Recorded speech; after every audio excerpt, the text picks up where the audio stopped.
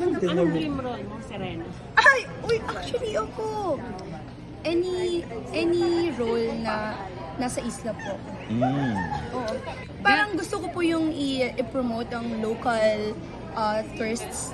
For example, tourist spots in our island. Kasi gusto ko ipakita na ang ganda ng Bantayan. So, pwede natin yung gawan ng story. Parang yun na po yung dream ko ngayon. Mapakita sa buong mundo yung ganda ng isla na. Gano'n ka kagaling lumangoy? Saan island din? I'm a free diver po. Ba? So wala akong mga... Galing sumisid. Wala kang oxygen. So kaya mo walang oxygen. Oo, pero gusto ko din yung scuba diving. Although free diving po yung mas interested ako ngayon. Parang badyaw.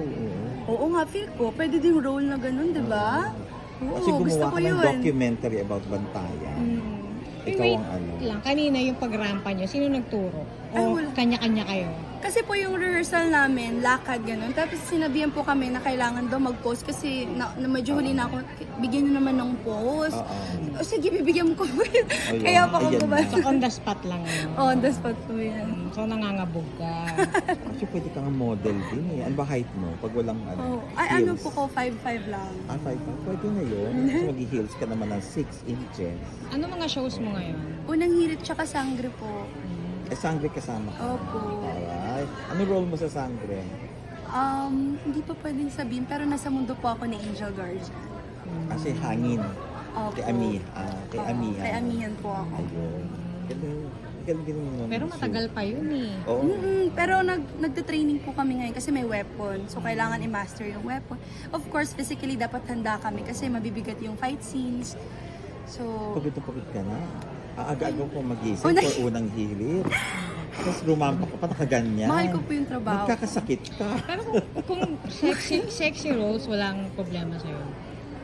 Ako po, I'm proud of my body, pero I wouldn't think na papayag po yung Sparkle for that. Kinilaunch nga kayo as medyo Basta sexy. hindi lang bastos. Kasi we can be sexy in our own ways naman. Hindi naman kailangan magpakita ng kung ano yan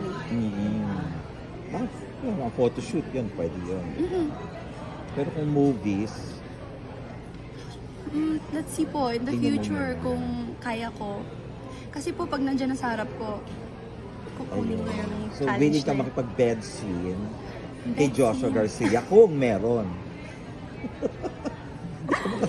Bed scene? Ang gwapo ni Joshua. Baka hindi ako makapagtrabaho noon. Baka tumitig na lang akong ganyan. Kahit sino po, willing ako makapagtrabaho. Basta po, for work. Talaga? Talaga? Kissing scene with any of the 10, of any of the 9. In the right time. Wow. Kissing scene with the Ayan. 9?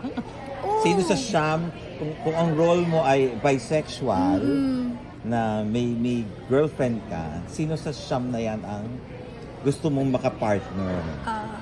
Tsaka very open naman yung ano natin ngayon yung mundo natin ngayon. Okay lang, okay na yun. Although personally, pwede lalaki po. I never had my first kiss. Sige na nga. Sige muna. Wala po talaga ako experience sa lalaki. Pero sino crush mo sa Sham? Crush? Oo. I admire Parang everyone. girl crush lang. Siguro kung magiging lalaki, magiging tibo ako. Magiging si Lexi. Ang ganda ni Lexi, di ba? Nakumukhaan. Tisay pala gusto mo. Mahilig ako sa foreigner. Tisa. Pang foreigner ka in fairness. Thank you po. Ayan. Thank you. Thank you. Thank you.